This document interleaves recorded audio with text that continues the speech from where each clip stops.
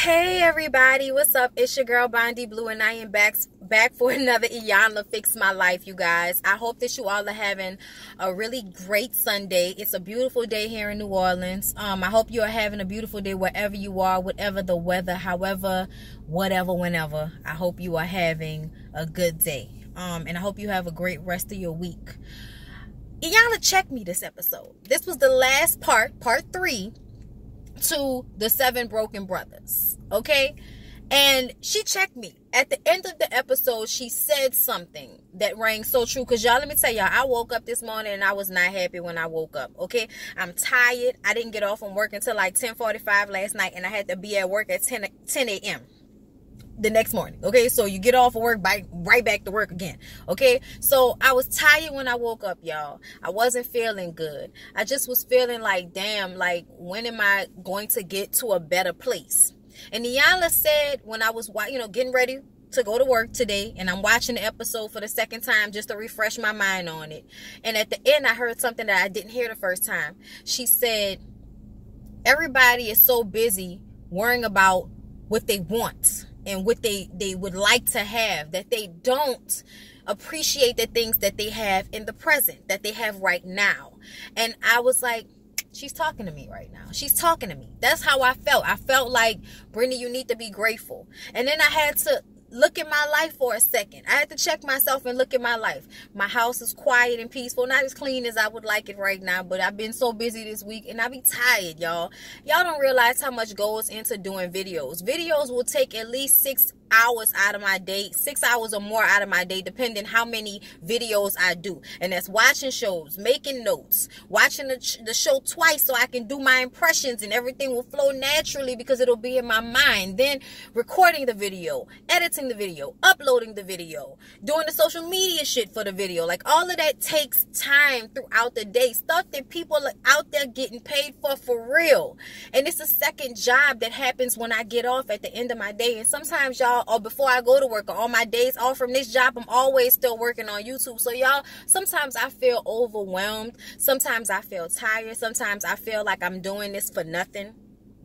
You know what I'm saying? Like, the little extra money I get is not helping me be in the next tax bracket. It's not helping me move along. My career became a job. You know what I'm saying? Like, there were so many things to feel down about when I woke up this morning. The pimples on my face, okay? Like, that was a reason. I went to McDonald's today. They was only taking cash. I don't carry cash. Fuck wrong with you? So many reasons to feel ungrateful. And when she said that to me, that made me click into being grateful. When I got into the shower, you guys, a song came into my head. You know what the song was? From the 5 Heartbeats. We haven't finished yet. Don't give up. Okay, don't give up. Just came into my head, and it made me feel like the Lord was trying to tell me something. Lord was trying to tell you something, girl. You know what I'm saying? So I want everybody to look at their own lives today in that way. Be grateful for the things that you have, the things that are at your disposal at this moment, the people that love you, that you may be taking for granted, the home that you have that you may be taking for granted, the car that you drive, the bus that you take, the people that open doors for you when you go in buildings, the people that say thank you and have a nice day. Like, be grateful for all of those positive moments throughout your day that add to your energy being better. Okay, now let's get into this, okay? Because I wanted to start there, because that's the thing at the end of the episode that caught me, that really carried me through this morning. Okay, because I've done this video twice already. I got interrupted and had to start over again. And then when I tried to put the videos together because they were separated, it just was not working. Okay, the video was corrupted on my phone. It's like something has been happening this morning that keeps trying to put me in a negative space. And I'm going to tell y'all right now, I refuse. Okay, I refuse. Okay. Patty LaBelle sent me on, and I refuse to be in a bad mood. And I want to give that to y'all. Iyanla talked to the mama and Kizzy and Marcus first. Marcus and Kizzy's relationship is so funny to me because they're so much alike, and yet they blame each other for the other not having a parent. You know what I'm saying? Like, Kizzy's blaming him because she thinks that the mom was with the boys when she was left alone with her grandmother, who wasn't very emotional, who wasn't very affectionate. And I felt like they could have expounded upon what happened between the grandmother and the mother. LaShonda, LaRonda, Frankie number 2. Yeah, she looked like Frankie, y'all. The mama, Frankie, okay? What did Frankie go through with her mama to get her to a place where she felt like she wanted to keep having children and continuing to live a party life? Because that's what happened. And that's what made me so upset about the mama this episode. When she was talking to Kizzy, she kept saying that I was sick, I was on drugs. These dudes out here having a water balloon fight, okay? Happy Jesus Sunday. Happy Jesus Sunday. I'm here for it. Okay, anyway, y'all, in the hood, you never know what you'll see. I'm sorry. Anyway, Kizzy, you know, was just so emotional, saying that I would have gone anywhere with you. I just wanted to be with you. And my heart broke for her, because that's something that's never going to be fixed, because the mama is not there. I really feel like she has spent most of her life on drugs and in a distant place away from her emotions. So now, even though she's not on drugs, she can go to a place in her mind where her emotions are not there anymore. And even with her children, like, outpouring their souls and saying, I don't think you love me. Like, the daddy's reaction was far more emotional than the mother's was. And you could just tell how this was going to play out. But what kept pissing me off with her is her saying she was sick. Y'all, don't get me wrong. Once you do the drugs and now you're on drugs and you're addicted to drugs, you're sick now. Stealing from your children to get drugs, doing sexual things with people you do not know for drugs, that is a sickness. You are absolutely right. But the moment that you decided to do drugs was not a moment of sickness. It was a moment of selfishness. And that is what I did not like about the way the mom explained or apologized for her actions. You chose to get on crack. You may not have known how devastating it would be to your life, your kids' life, their kids' life, your body, your spirit. You did not know. Okay. But at the same time, you were probably living in a selfish young mama place where I'm going to go out and live my life and do my drugs and have a good time, but continue to have sex with my husband and have children, and therefore feel like I'm doing two things at once. Like, oh, I'm living my life, but I'm still being a mother. Like, I really feel like over the years, her having children probably made her feel like, oh, at least I'm a mother. You know what I'm saying? But I really did not like the mother's response. And I like that Iyanla held Kizzy and let her know that what I am giving you now, you probably will never really get from your mother, because she does not have it to give you. Okay, like, that was a real statement. And for Marcus to let go of his anger with Kizzy, to understand that she didn't grow up in the street, and at 8 years old she could not fend for herself like he could. So him expecting her to come and save them is unreasonable, and really putting the blame in the wrong place, like he always does. If the anger isn't with him, the blame isn't with him, it's with Kizzy. And that's just not realistic, and that's not how it should be. And I really hope he can get past that, because they seem like the two that will lean on each other the most, because they seem like they're the stronger individuals. I won't say that all the way, because I feel like Mikhail is very strong. Mikhail got the 2 gold slugs. Boy, you know you handsome. And ooh, in that suit, Jesus. Okay, we're going to get to that in a minute. But Mikhail seems to be the most open, the most free in the spirit. He was ready to let this go. He was ready to shed this in a way that I feel like some of the other boys and Kizzy weren't, you know. But it just goes to show how people deal with things differently, no matter how much they have the same situations. Like, these kids have the same parents, have been through the same neglect, and still handle it differently. So we can't walk through life expecting people to handle things the way we would. And that was something I had to understand, because that was a checking moment for me. I am somebody that's always like, I don't understand how you could do this. Well, sometimes it's not my place to understand why somebody would do what they would do. Only to understand myself and the choices that I would make. You know, y'all should see this balloon fight they having. I'm not going to turn the camera around because I'm going to get distracted from this damn video. And I really want to get through this because, you know, like I said, I had to check myself, and it was serious. It was like really serious self-awareness in this 7 Broken Brothers trilogy part 3. You know, the whole thing, the whole series of episodes, I feel like was just so real, and some of Iyanla's best work of representations of what she can give to people who are willing to take on what she's giving them. You know what I mean?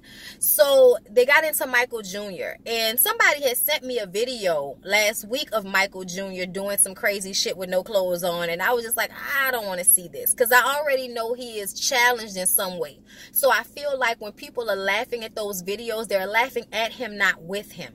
And when Iyanla presented the video to him in front of his parents, he felt ashamed. He also has an 8-year-old daughter that has to be a daughter of somebody who is not all the way there, and everybody already knows that, but then you further embarrass yourself and her by being sexual and naked and goofy as fuck on these videos. It's different when somebody is of all sound mind and body and are acting stupid. It's different when somebody has challenges, because it feels like they're looking for love and people are exploiting that by laughing at them, and they think that they're laughing with them, and that just makes it so sad to me. And I felt bad for Michael Jr. because Iyanla said it. He has been somebody that has been dismissed and ignored, and now he is looking for attention on social media and wanting to be famous, wanting to have better in his life, and trying in some type of way to get that. And I think he might be the funny, goofy brother, and because he is that person that is a team player, but that's also the goofy one and can adapt, people really neglect his emotions. And in those videos, he finds a way to be the star of the show,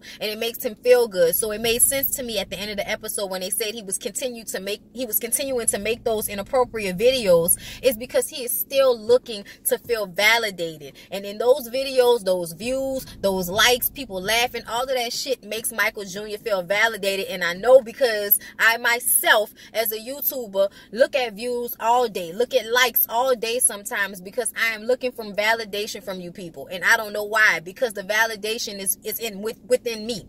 But it is a superficial moment that I have sometimes. The deeper appreciation for my YouTube channel is when people tell me I affect their lives and I made them happy, and I helped them in some type of way that got them through their day, because I know how hard my days are sometimes, and how much certain YouTubers and certain people and certain music can lift me out of that and just put me in a better mind space, even for 20-30 minutes. So I know how I can affect people because I know how other people affect me, and that's why I find the appreciation in what I do, and how to not look for validation from strangers. You know, I search for that validation more so in my family and within myself when I look at myself. But it is a moment that I have sometimes where, oh, I hope they like it. I hope they don't dislike it. I hope they enjoy it. When is somebody going to like me enough for me to be getting 100K views a video all the time instead of just my 9 or 10 or 7? When am I going to be good enough for people to see me like they see other people? I go through that myself. So as somebody that is fully aware and prepared and all of that shit,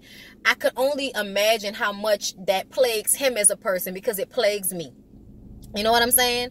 So I really hope that Michael Jr. can find whatever he's looking for and become the grown man that he needs to be for his daughter. And most of all, that he emotionally supports her and that she can appreciate the person that he is because of everything that he's been through.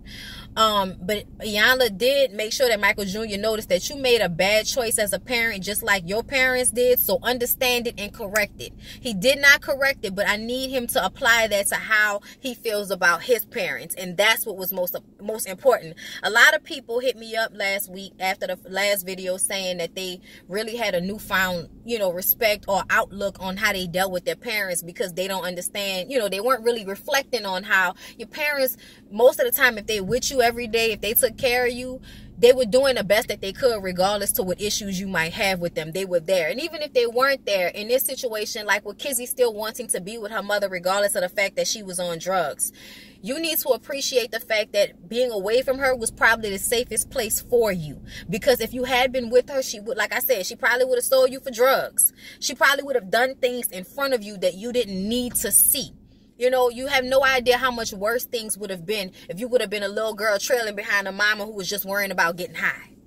It's different with little boys. It's not, but it is. You know what I'm saying? I feel like little girls, it just never stops. Even though these young boys were molested, so I guess it's really not different. I guess I feel like it's different because I feel like young girls are always, as soon as they grow breasts, all of a sudden they become sexualized in a way that I feel like young boys aren't, except for by people who are pedophiles and want to have sex with young boys. You know what I mean? So it's not as different as it seems, but it is kind of different, because when women come into their own, it's not just the pedophiles you got to worry about now, it's the grown-ass men too.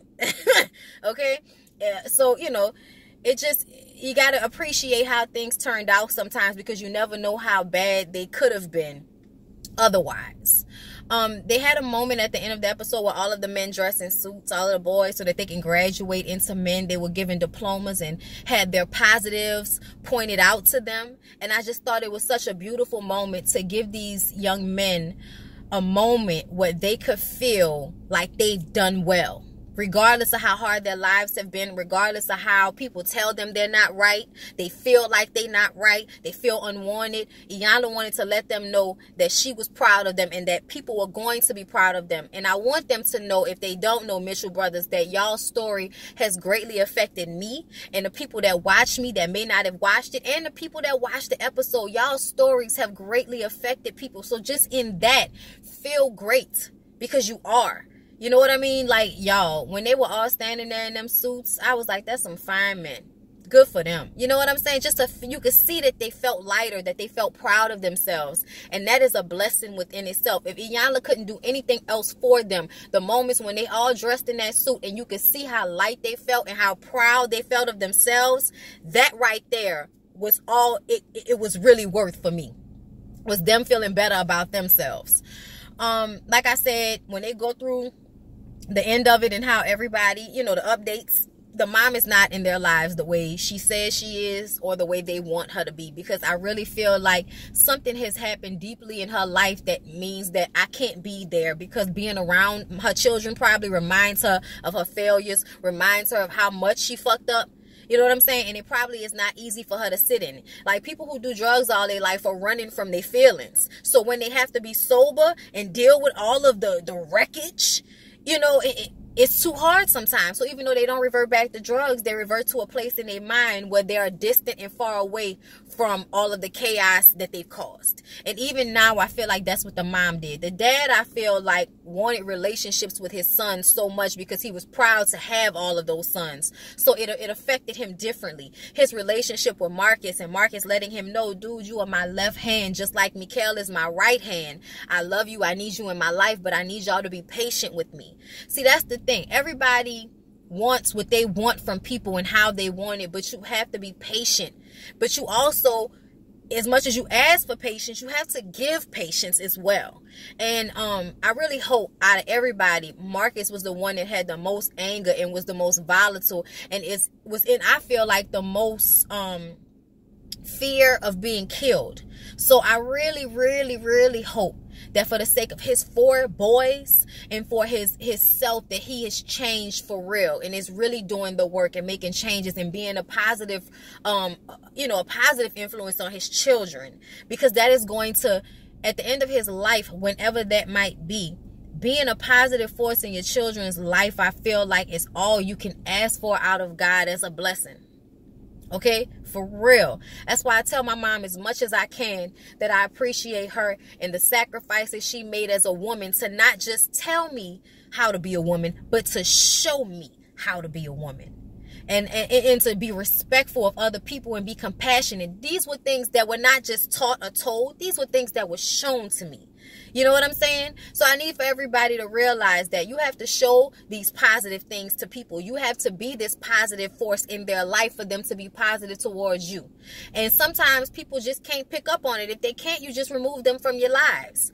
But at the end of the day, it's about what is positive, what is light, what is happy, what is good for you in your life and makes you healthy. And I really think at the end of the day, this family being together, having 5 brothers for Kizzy, all of them being together and having this joint pain that they have now turned into a triumph, is such a great thing to share with other people. It's such a great thing to share with the siblings, to feel that closeness, that there's someone in this world that came out just like you did. You know what I'm saying? So yeah, y'all, the episode touched me so much. The whole series of episodes touched me. It meant a lot to me. I enjoyed it. I thoroughly enjoyed it. If you guys haven't watched Iyanla Fix My Life, you really should. The next episode is going to be Trina Braxton and her husband, baby, back to the mess. Okay, we're gonna leave this and go to the mess. Okay, because it's all mess. But the salaciousness of reality and celebrities on her show adds a different feel to it compared to how it does for people that you don't know, because I feel like everybody thought, oh, she just does it with celebrities and you can't fix the celebrities. But when she does it with regular people who are ready and came on the show, maybe for a little popularity, but mostly really to deal with the issues, it can be a positive experience for everybody, the watchers, the people that are there helping, and especially the people that are putting their lives out there for everybody to see and judge. So I appreciated it so much. I appreciate y'all for watching these videos. Please don't forget to share them, because everybody needs a little light, and everybody needs to feel like there are other people in this world that are waking up pissed off but still walking out into this world trying to be a light for other people. Y'all, I went to McDonald's, and even though, let me tell y'all how the Lord worked right quick before y'all leave me. When I went to the first McDonald's and it only had cash, I had to leave out that line. I was a little bit mad, but I wasn't as mad as I could have been. When I got to the second McDonald's, before I came to do this video, after I had done my first gig for the day, I would go up to the line, I, pay for my, reach my wallet out, my card out to pay for my food, and she said, the man in front of you paid for it already. So I didn't even have to pay for my food, because the person that was in line ahead of me must have had a buy one, get one free or something like that. And was just like, oh, give it to the person behind me. That's small things, but blessings. Whoever that person was felt like, I'm going to give it to the person behind me. That was a pay it forward type thing. So I just want to remind people that sometimes doing something nice for somebody else can come back around to you. And sometimes not holding on to your anger, it's best for you, because you sit there all wind up and feeling bad when you don't know how this something that might have been bad in the moment was making its way for something better just moments away. Okay? No cash, pissed off. An hour later, hour and a half later, free breakfast. Understand me, okay? But I love y'all. I hope this had the intended effect. I really prayed on this video and prayed on me and my spirit this morning so that I could give you something better than what I woke up with. So I hope that I did that. And if I'm going to leave y'all with a song, 5 Heartbeats, okay? So many days I wanted to call it quits. Don't quit. There's so many times I wondered where in the world I would fit. We're just beginning, can't stop it now. We're gonna make it work out somehow. We'll show the world what it takes. We can't let go, no, no, no. No matter how hard it gets, we haven't finished yet. There's so much of life ahead. We've got so much to do. A little bit for y'all, all right? A little bit for y'all. But that song really spoke to me this morning. One of my favorite movies, y'all. I'm gonna go and finish watch these people having this balloon fight. I think it's over, but they still over there by the water, so maybe they refilling them. Y'all follow me on Instagram. I might post it. I love y'all. Have a good week, y'all. Mwah! Peace and blessings.